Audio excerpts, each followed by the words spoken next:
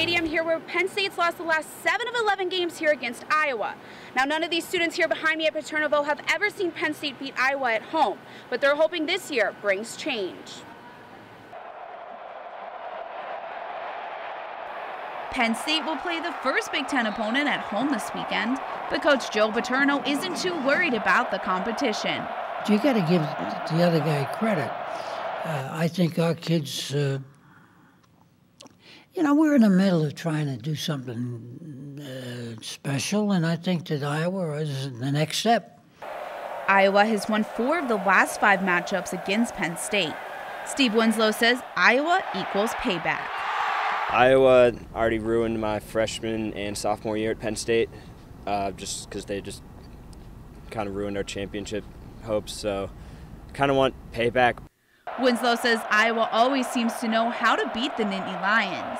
I don't know, it seems like they just have our number all the time, which doesn't really make sense because we always have a better team than them overall. So, I don't know, it just doesn't really make sense. Just Iowa just somehow knows how to beat us consistently.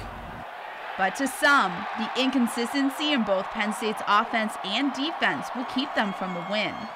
We may get a couple great passes here and there, maybe a couple close touchdowns, but really their defense is just together. Iowa's defense is just together. But Sean Carroll says this year could be the year the Lions take back that title here in Happy Valley. A couple years ago when we lost to Michigan in 2005, we were undefeated.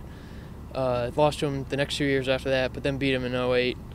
In 08, we were undefeated, went to Iowa, lost to them the past 2 years, but so we might be able to get them at home. So while the Hawkeyes might be invading the happiest of valleys, the Lions are ready to fight.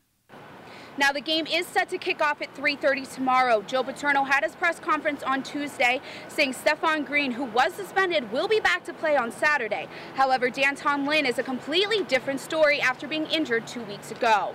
And the women's volleyball team has their own big game of their own on Saturday.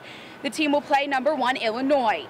The team played Wednesday night against Northwestern University, ultimately winning the match after 5 sets. Even so, Coach Russ Rose said this season hasn't been up to par with past seasons.